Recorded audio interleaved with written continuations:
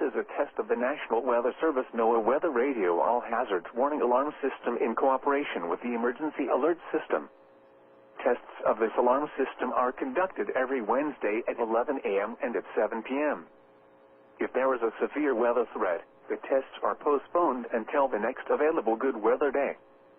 The alarm tone will activate for severe weather and other life-threatening emergency messages for the following 14 transmitters and associated broadcast areas: WXL 57 at Des Moines, WXL 94 at Bremer County, WXK 84 at Fort Dodge, KXI 98 at Marshalltown, KXI 62 at Montezuma, WXM 91 at Rathbun Lake, WNG 730 at Ottumwa, KZZ 51 at Carroll, KZZ 68 at Van Wert, KXI 65 at Lenox, WNG 666 at Iowa Falls, WNG 668 at Denison, WNG 688 at Ringsted, KJY 63 at Forest City.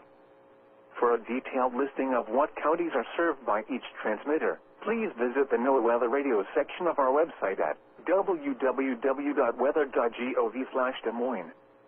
Once again, please visit the NOAA Weather Radio section at our website, www.weather.gov/Des Moines. This concludes our test.